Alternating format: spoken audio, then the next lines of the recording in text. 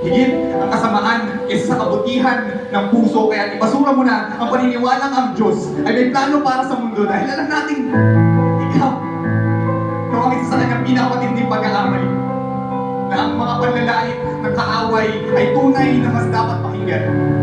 Nagdaan ang mga sinabi ng Diyos. Kaya balita na puro lamang kabulaanan. Huwag kang maniwala sa salita. Dahil ang mundo ay may ibang mensahe. Totoo ang sinasabi nila. Hindi ka niya mahal. Maniwala ka sa mundo. Huwag mo hayaang mabulag ka sa kasinungalingan, kaibigan. Hindi ka nabubuhay dahil sa pag-ibig. Ang lahat ng meron ka ngayon ay bunga lamang ng iyong mga desisyon. Hindi totoong ang tagumpay mo ay dahil sa sakripisyo niya, dahil sa mga sugat niya, dahil sa paghihirap niya.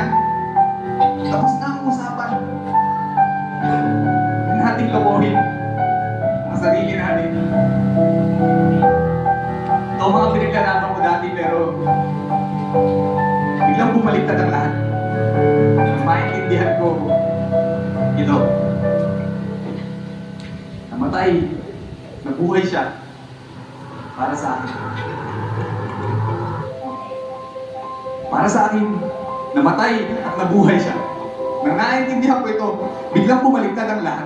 Ito, ang mga pinaglalaban ko dati pero huwag na nating lokohin ang mga sarili natin. Tapos na ang usapan. Dahil sa paghihirap niya, dahil sa mga sugat niya, dahil sa mga sakripisyo niya, hindi totoo ang tagumpay mo ay bunga lamang ng iyong mga desisyon. Ang lahat na meron ka ngayon ay dahil sa pag-ibig. Kaibigan, hindi ka nabubuhay sa kasinungalingan. Huwag mong hayaang mabulag ka sa mundo. Maniwala ka. Mahal ka niya. Dito to ang sinasabi nila. Dahil ang mundo ay may ibang mensahe. Huwag kang maniwala sa salita na puro lamang kabulaanan. Tandaan ang mga sinabi ng Diyos ay ang balita na mas dapat pakinggan. Tunay na ang mga panlalangit ng kaaway ay pagkakamali. Ikaw ang isa sa kanyang pinakamatinding plano para sa mundo dahil alam natin ang Diyos ay may puso. Kaya masura mo na ang paniniwalang higit ang kasamaan kaysa sa kabutihan ng pag-ibig dahil sinungalingan lamang yan. Huwag mo na hayaang manaig ang nilikha ng pagdududa sa puso mong may pag-asa. Kapatid, nagkakamali ka kung iniisip mong huli na ang lahat. Dahil sa totoo lang, ano kailangan pang lumaban? Tapos na.